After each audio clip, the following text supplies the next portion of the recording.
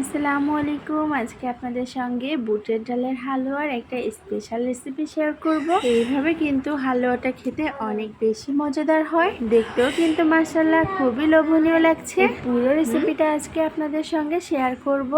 তো এর আগে দেখুন, আমি রাতের দিকে একটু রুটি তৈরি করছিলাম, একটু বেশি করেই তৈরি করে নিচ্ছি যাতে রাতেও আমার শ্বশুরকে দিতে পারি আর সকালবেলা যেন আমরা এগুলো দিয়ে নাস্তা করতে পারি।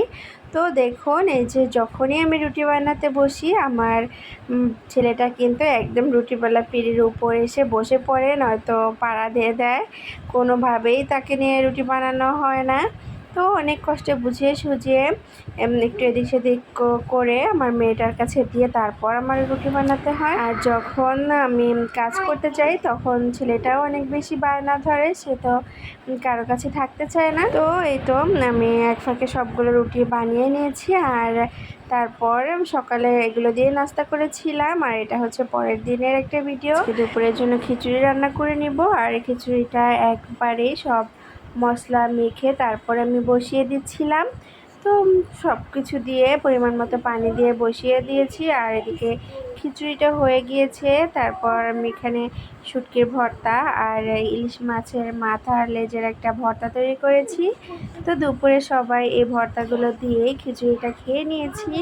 আর এই যে সন্ধ্যার দিকে এদিকে আজকে আমার শাশুড়ির রেসিপিতে একটা স্পেশাল বুটের ডালের হালুয়া তৈরি করব। এটা কিন্তু এভাবে তৈরি করায় অনেকটা কষ্টসাধ্য, তবে খেতে অনেক বেশি মজার। আমাদের সবার কাছে অনেক বেশি ভালো লাগে, আর তাই আজকে আপনাদের সঙ্গেও শেয়ার করছি। আর আমার মেয়েটা সেই 4 বছর বয়স থেকে এই হালুয়াটা খেতে চাচ্ছে, আর সে খেতে চাইতে চাইতে আজকে তার 5 বছর হয়ে গেল। মানে 1 মাস আগে থেকে সে বলছিল হালুয়া খাবে। তো যাই হোক, ব্যস্ততার কারণে সময় করে আর করা হয়নি, তবে আজকে করে নিচ্ছি। আমি তো কখনোই বাচ্চাদের বার্থডে পালন করি না, আর ওরা সবসময় চায় জন্মদিন পালন করতে, তবে যেহেতু করি না তাই ভাবছি, যেহেতু এতবার করে বলেছে হালুয়া খাওয়ার কথা, তাই আমি আজকে একটু ট্রাই করি। তো এদিকে একটু চা খেয়ে নিচ্ছিলাম, আর আমার বাচ্চাটা দেখুন নুডলস দিয়ে পুরো ঘর একদম ভর্তি করে ফেলেছে। আমার মেয়েটা বেশ অনেক দিন ধরেই বলছিল হালুয়া খাবে, তখন কিন্তু ও অনেক বেশি অসুস্থ ছিল, ওর জ্বর ছিল। আর আমার ছেলেটাও এরপর থেকেই অসুস্থ। তো এত অসুস্থতার মাঝে ওদেরকে সময় দিয়ে তেমন কিছুই করতে পারছিলাম না। তো এই যে গতকাল রাত্রে আমি বুটের ডালটা সিদ্ধ করে ব্লেন্ড করে রেখেছিলাম, আর সেটাকেই আজকে একদম লো হিটে পুরো ভাজা ভাজা করে নিচ্ছি। আর এভাবে করলে কিন্তু অনেক সুন্দর একটা ঘ্রাণ বের হয় ডাল থেকে, আর এই কারণেই খেতে অনেক বেশি মজার হয়। তো সবগুলো আমি এখানে ভেজে নিয়েছি। আমি এখানে প্রায় আধা কেজির মতো বুটের ডাল সিদ্ধ করে নিয়েছিলাম। আর আমার শাশুড়ি যখন তৈরি করে সে তো একবারে 1.5-2 কেজির মতো তৈরি করে, সে কিন্তু পুরোটা পাটাতেই বেটে নেয়। তবে আমি চাইলেও সেটা করতে পারবো না, যেহেতু 3টা সিজার, তাই কোনোভাবে সাহস করে উঠতে পারিনি। যেটা সত্য কথা, এমনিতেই আমার সারা বছর কোমর ব্যথা থাকে, আর একটু বাটাবাটি করলে তো কোনো রেহাই নেই। তো সে কারণেই বেশিরভাগ আমি ব্লেন্ডারেই করি।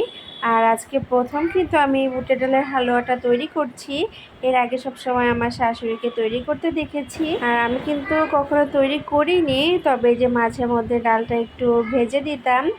তারপর এই তো ডালটা ভাজা হয়ে গেলে এখানে 3 টেবিল চামচের মতো ঘি দিয়েছি, 4 টুকরো এলাচ, 4 টুকরো দারচিনি, আর 4টা লবঙ্গ দিয়েছি, 3টা তেজপাতা, আর এদিকে প্রায় আধা কেজির মতো চিনি দিয়েছিলাম।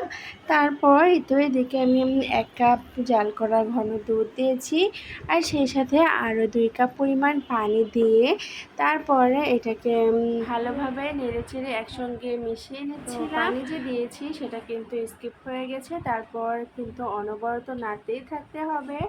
আর আমি এর মাঝে বেশ কিছুটা পরিমাণে কিশমিশও দিয়েছি। এই তো নাড়তে নাড়তে একদম প্রায় শুকিয়ে এসেছে, নিচ থেকে লেগে যায়নি। আর যদি আমি এখান থেকে সরে যেতাম, এসে দেখতাম হয়তো নিচে লেগে গিয়েছে, তাই পুরোটা সময় দাঁড়িয়ে থেকে আমি নেড়ে দিয়েছি। আর এই যে দেখুন, দেখতেও কিন্তু খুবই চমৎকার হয়েছে। আর আমার হালুয়াটা বানানো শেষ হয়ে গিয়েছে। তারপর এই যে এগুলোকে আমি একটা বাটির মধ্যে ঢেলে নিয়েছি, আর তারপর উপর থেকে কিছুটা কাঠবাদাম কুচি, পেস্তা বাদাম কুচি আর কিশমিশ দিয়ে দিচ্ছি, যাতে আরও একটু বেশি সুন্দর দেখায়। আপনারা কে কীভাবে হালুয়া তৈরি করেন তা চাইলে আমাকে জানাতে পারেন, আর এই রেসিপিটাও চাইলে ট্রাই করতে পারেন। আমি এই পর্যন্ত যত হালুয়াই খেয়েছি তার মধ্যে আমার কাছে সব থেকে এটাই বেস্ট লেগেছে, আর আজকে নিজেও তৈরি করলাম। মাশাআল্লাহ, খুবই মজা হয়েছিল।